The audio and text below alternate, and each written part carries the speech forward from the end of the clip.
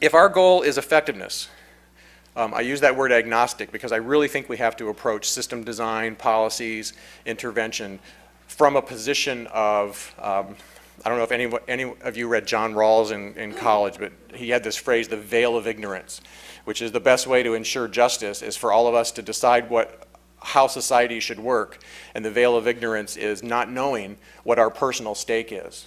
We'd have a very different tax system if the taxes were derived by all of us in a room not knowing who the rich people are. If you didn't know you were rich and someone else was poor and we all had to vote on taxes, it'd look very different. So the veil of ignorance in juvenile justice policy is we should build a system that we can think about as being effective for your 14-year-old without knowing that you happen to be the executive director of a nonprofit that depends on contracts from the state to do drug treatment. Somehow to set that aside and think what's a good system. Just to advocate one intervention over another because that's the business we're in, or I got to pay my people, and therefore I'm going to say that our approach is the best approach, is really, to me, morally questionable. And I know we all live in the real world and have to worry about things like that. But our central goal should be to design that system again for your 14-year-old. That call comes in and you want a system ready for your child. And basically, we need to focus on both risk and protective. And that's partly just logical, that you have to cover your bases and not just focus on what the bad things are in life, but how to build up the good things, the assets. The other is to focus on family resources and community partners, and that's a question of economics. There will never be a time, certainly not in California in our lifetimes, where states have enough money to build comprehensive systems with paid public employees doing everything you need to do to help every young person who's in trouble. So just as a matter of reality and economics, we have to have community partners, have to have public-private partnerships, and even beyond paid reimbursable services, partnerships with community groups, neighborhoods. I was at dinner last night with some folks and we were talking about faith-based programs. And I've learned my lesson in the past doing research that a faith-based program is a tremendous asset for getting people to come back to the meeting and keeping people at the table. I think we make a mistake when people think the faith-based component itself is the intervention, but there's nothing like a group of people who are at that meeting because they're motivated by belonging to their faith community and to keep coming back to those meetings and sticking with the kids. So that's a partnership I would invest in. Anything that's involving neighborhood resources, community partners, we use the phrase normalizing, where a kid's going to experience that. It's just part of living in the neighborhood. Oh, I know that guy, he lives down the street from me and now he's offering to be my mentor. Much better than I'm a state employee and I'm assigning you your mentor. So somehow to build those partnerships, but it's hard work, and I think that's why it doesn't happen very often. And lastly, this is a huge discussion which I could go on with, but the evidence-based movement. We do have a responsibility to do things in a way that are measurable. You can say whether they went well or not, and leave that trail of breadcrumbs behind for future people who are trying to build a program just like it. And that means doing research, collecting enough data, showing impact. But that's different than what I would call crude evidence-based that we hear a lot right now, which is I have to be evidence-based, show me the list of evidence-based programs and I'll make it fit. And that's happening a lot in youth justice, and some states, like the one just to your north, actually passed a state law saying you cannot have a contract unless you're an evidence-based program. And I'm very concerned about that. I usually talk about in groups a phrase, the political economy of research. People forget that research is a competitive business too. But there are a lot of us out there scrounging for research dollars, trying to get contracts and grants. And to me, it's not coincidental that most of the research money in youth justice has flowed into studies which involve models which by definition are centered around talk therapy. Because you can do a really nice, rigorous, controlled study if your model is come into my office, sit in the chair across from me, and let's talk about things, and it's 50 minutes, it's time for you to go. You can control that environment, you can randomly assign people, you can measure all the interactions. It's a very nice thing to study from a publication point of view. If your model is involve the mentor, get that church group involved, and get them into the Parks and Rec program that does hiking on the weekends, have some work experience. You're all over the place, you're working with people who aren't going to do your research protocol. people who aren't even being paid. It's really hard to do a rigorous study of that kind of intervention. So we don't have evidence-based models. But that's not the same thing as saying they don't work.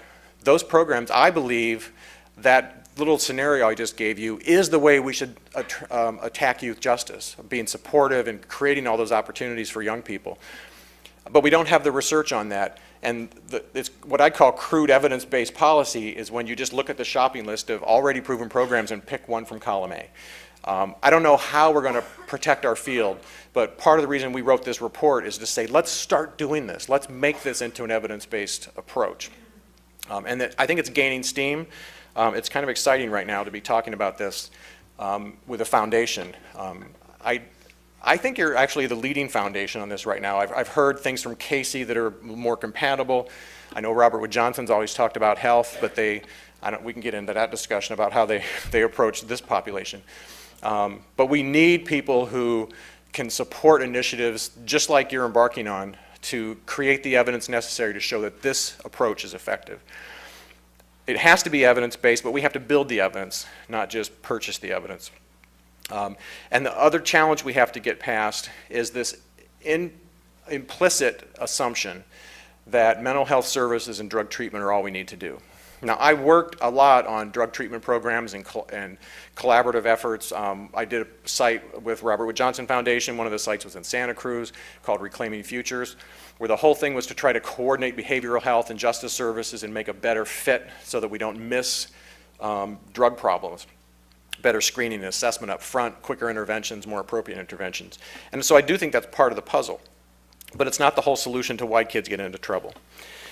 I think positive youth development is a more universal, sort of global explanation of how kids get into trouble and how they get caught up in these systems. And to build an intervention approach around positive youth development, this is the way I would summarize it, is just you focus on strengths and assets. So if a young person comes to you and all they're talking about is music, well, use that. Let's find a way to get them involved in some kind of something where they maybe do their own mixes and put it up on YouTube, show them that their friends found it, something that like fires that spark of interest in something that could be a positive force in their life. Attaching, engaging, and socialization. That's how all of us survived. That's why we're here in this room today, is that someone cared. We found something during our early years that really got us passionate about something, and we stuck with it. And all young people need that. And usefulness and belonging. Both of my parents were music teachers. My friend Jennifer and I were talking about piano lessons as children. I hated them too. But I did play saxophone and oboe. I didn't even have a choice. I was just informed by my father that I was going to play the oboe. But I did have that group to belong to all the way through high school. And I think, again, all kids need that. And broad systems of community-based supports, it has to be partnerships. And basically, when you boil it right down, positive youth development is saying that every kid needs what wealthy kids take for granted, which is good relationships, being rewarded for work, skill development, knowing what it feels like to learn something new and have someone say, wow, how did you do that? That's really great. Every kid should have that once a day. Physical activity in sports, for all the reasons, all the metabolic reasons and group behavior and everything else. Music and the arts, civic engagement, political involvement even. I was in Anchorage, Alaska, working on a project there, and one of the best stories I heard that to me support this approach, I was doing a study there on their youth court or teen courts, which I still believe in as a good model if it's done correctly. And their youth court was so organized that they had a youth bar association that was very organized. The kids were in charge of everything.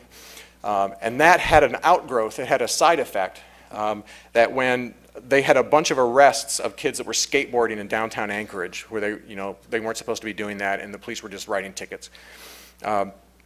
The young people from the youth court got together with some other people from the various high schools, created a proposal, went to the city council and presented a proposal with a budget to build a skateboard park that was near downtown.